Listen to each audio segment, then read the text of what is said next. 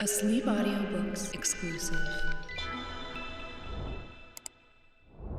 Grimm's Fairy Tales by Jacob Grimm and Wilhelm Grimm. Read by E. Campbell for the Sleep Audiobooks YouTube channel and sleepaudiobooks.com. Sweetheart Roland. There was once upon a time a woman who was a real witch and had 2 daughters, one ugly and wicked, and this one she loved because she was her own daughter, and one beautiful and good, and this one she hated because she was her stepdaughter. The stepdaughter once had a pretty apron, which the other fancied so much that she became envious, and told her mother that she must and would have that apron. "Be quiet, my child," said the old woman, "and you shall have it. Your stepsister has long deserved death. Tonight, when she is asleep, I will come and cut her head off. Only be careful that you are on the far side of the bed, and push her well to the front." It would have been all over with the poor girl if she had not just then been standing in a corner and heard everything. All day long she dared not go out of doors, and when bedtime had come, the witch's daughter got into bed first, so as to lie at the far side. But when she was asleep, the other pushed her gently to the front, and took for herself the place at the back, close by the wall. In the night, the old woman came creeping in. She held an axe in her right hand, and felt with her left to see if anyone were lying at the outside. Then she grasped the axe with both hands, and cut her own child's head off. When she had gone away, the girl got up and went to her sweetheart, who was called Roland, and knocked at his door. When he came out, she said to him, "Listen, dearest Roland, we must fly in all haste. My stepmother wanted to kill me, but has struck her own child. When daylight comes and she sees what she has done, we shall be lost." "But," said Roland, "I counsel you first to take away her magic wand, or we cannot escape if she pursues us." The maiden fetched the magic wand, and she took the dead girl's head and dropped 3 drops of blood on the ground, one in front of the bed, one in the kitchen, and one on the stairs. Then she hurried away with her lover. When the old witch got up the next morning, she called to her daughter and wanted to give her the apron, but she did not come. Then the witch cried, "Where are you?" "Here on the stairs." "I am sweeping," answered the first drop of blood. The old woman went out, but saw no one on the stairs, and cried again, "Where are you?" "Here in the kitchen. I am warming myself," cried the second drop of blood.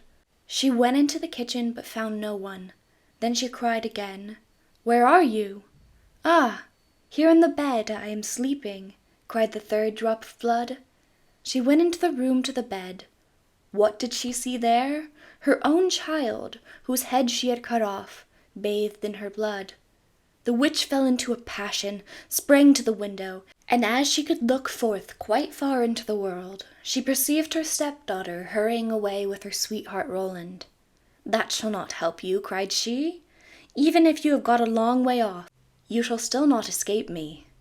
She put on her many-league boots, in which she covered an hour's walk at every step, and it was not long before she overtook them. The girl, however, when she saw the old woman striding towards her, changed, with her magic wand, her sweetheart Roland into a lake, and herself into a duck swimming in the middle of it. The witch placed herself on the shore, threw breadcrumbs in, and went to endless trouble to entice the duck. But the duck did not let herself be enticed, and the old woman had to go home at night as she had come. At this, the girl and her sweetheart Roland resumed their natural shapes again, and they walked on the whole night until daybreak. Then the maiden changed herself into a beautiful flower, which stood in the midst of a briar hedge, and her sweet Roland into a fiddler. It was not long before the witch came striding up towards them, and said to the musician, "Dear musician, may I pluck that beautiful flower for myself?" "Oh yes," he replied, "I will play to you while you do it." As she was hastily creeping into the hedge, and she was just going to pick the flower, knowing perfectly well who the flower was, he began to play, and whether she would or not, she was forced to dance, for it was a magical dance. The faster he played, the more violent springs was she forced to make, and the thorns tore her clothes from her body, and pricked her and wounded her till she bled. And as he did not stop, she had to dance till she lay dead on the ground. As they were now set free, Roland said, "Now I will go to my father and arrange for the wedding. Then, in the meantime, I will stay here and wait for you," said the girl. "And that no one may recognize me, I will change myself into a red stone landmark." Then Roland went away, and the girl stood like a red landmark in the field and waited for her beloved. But when Roland got home, he fell into the snares of another, who so fascinated him that he forgot the maiden. The poor girl remained there a long time, but at length, as he did not return at all, she was sad, and changed herself into a flower and thought, "Someone will surely come this way and trample me down."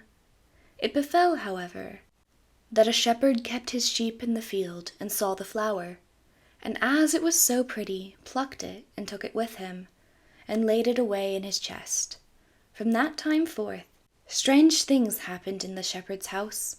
When he arose in the morning, all the work was already done. The room was swept, the table and benches cleaned, the fire in the hearth was lighted, and the water was fetched. And at noon, when he came home, the table was laid, and a good dinner served. He could not conceive how this came to pass, for he never saw a human being in his house, and no one could have concealed himself in it. He was certainly pleased with this good attendance, but still at last he was so afraid that he went to a wise woman and asked for her advice. The wise woman said, "There is some enchantment behind it. Listen very early some morning if anything is moving in the room. And if you see anything, no matter what it is, throw a white cloth over it, and then the magic will be stopped." The shepherd did as she bade him, and the next morning, just as day dawned, he saw the chest open, and the flower came out. Swiftly he sprang towards it, and threw a white cloth over it. Instantly the transformation came to an end, and a beautiful girl stood before him, who admitted to him that she had been the flower, and that up to this time she had attended to his housekeeping. She told him her story, and as she pleased him, he asked her if she would marry him, but she answered, "No," for she wanted to remain faithful to her sweetheart Roland, although he had deserted her. Nevertheless, she promised not to go away, but to continue keeping house for the shepherd. And now the time drew near when Roland's wedding was to be celebrated. And then, according to an old custom in the country, it was announced that all the girls were to be present at it, and sing in honor of the bridal pair. When the faithful maiden heard of this, she grew so sad that she thought her heart would break, and she would not go thither. But the other girls came and took her. When it came to her turn to sing, she stepped back, until at last she was the only one left, and then she could not refuse. But when she began her song, and it reached Roland's ears, he sprang up and cried, "I know that voice. That is the true bride. I will have no other." Everything he had forgotten, and which had vanished from his mind, had suddenly come home again to his heart. Then the faithful maiden held her wedding with her sweetheart Roland, and grief came to an end, and joy began. End of Sweetheart Roland.